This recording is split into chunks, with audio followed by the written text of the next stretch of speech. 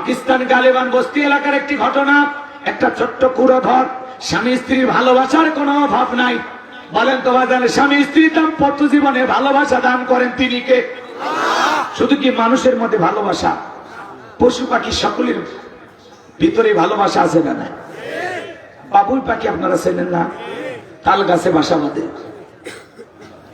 দেখবেন এই বাবুই পাখি কি সুন্দর একটা ঘর বানায়। দুনিয়ার কোন ইঞ্জিনিয়ারের ক্ষমতা নাই এরকম ঘর বানাইতে পারে। সুবহানাল্লাহ বলবেন না? তো পুরুষ বাবুই পাখিটা ঘর বানাইয়া চিন্তা করে জীবন সঙ্গী দরকার, ঘর তো হয়েছে, বউ দরকার। কথা কয় না? আমার ভাইরা, পুরুষ বাবুই পাখি এবার খুঁজতে খুঁজতে মহিলা বাবুই পাখিকে পায়ে গেছে। কাছে যায় বলে আই লাভ ইউ। ওই পাখিটাও বলে আই লাভ ইউ টু।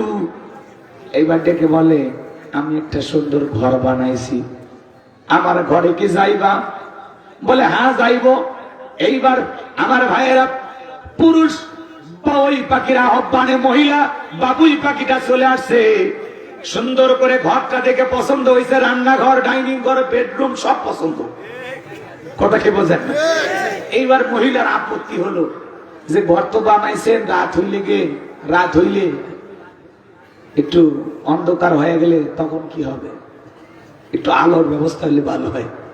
তখন কাদামাটি নিয়ে যা, রাতের বেলায় একটা ছোট্ট পাখির মতো বলতে পারেন বা প্রাণী বলতে পারেন, যেটি আপনারা বলেন, একটু আলো দেব। নাম কি?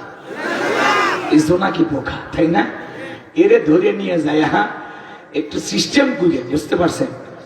ওর ওই যে সাইডটা আলো বের হয় ওই সাইডটা সামনে রেখে উপরের সাইডটা ওর ভিতরে গুঁতে দিয়েছে। কথা কি বুঝতে পারছেন? এবার আলো জ্বলতেছে। এই দৃশ্য দেখে বলে আজ থেকে আমার আর কোনো টেনশন নাই। আল্লাহু আকবার বলে। তাহলে পাখির ভিতরেও ভালোবাসা দিয়েছেন কি?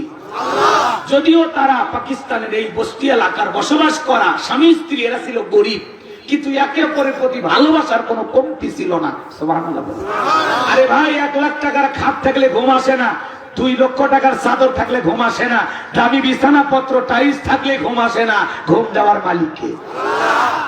সংসারে সুখ শান্তি দেওয়ার মালিক কে? আমার ভাইয়েরা, এই বস্তি এলাকার তাদের দাম্পত্য জীবনের ভালোবাসার বিনিময়ে আল্লাহ একটা সন্তান দিলেন, পুত্র সন্তান।